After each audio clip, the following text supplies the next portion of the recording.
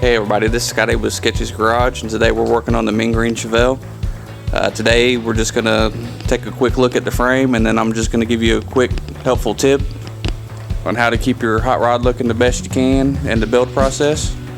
As you can see, we got the frame pretty much well wrapped up. We just got to wait for a couple fittings to come in so we can finish up some plumbing and a couple other little odds and ends. What do you guys think about this thing? Let me know in the comments below. She's came a long way. Can't wait to hear this thing rumble. I almost want to put it together like a go-kart and cruise it around the neighborhood, but that'd be a little sketchy. Anytime you get a car like this and you're doing frame off restoration work, it's real easy to get a part done and kind of forget about it, and then when you get back to it, you take a look at it and it's got all dirty, dingy, and nasty. This be a prime example. This is a nice piece. It's pretty much well ready to set the body on top of it. If I was to leave it just sitting here like this, let a week or two go by and come back, there'd be about 4 inches of dirt, dust, grime, and debris on it.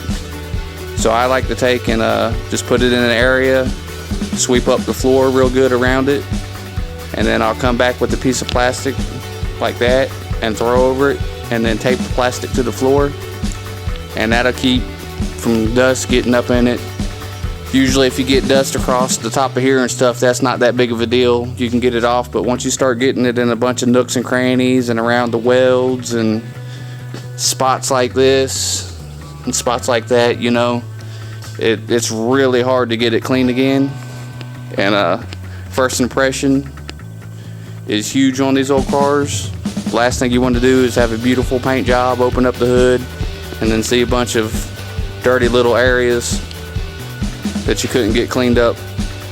So you want to try to keep it as clean as possible throughout the whole process. It'll save you a lot of time and headache, and it makes all the difference in the finished product. Okay everybody, I'm gonna just do a quick walk around after taping it down. You might ask yourself, why tape it down? Wouldn't it be just good enough to throw the plastic on it and let it sit? The biggest problem is around here it's really dusty and it's really windy.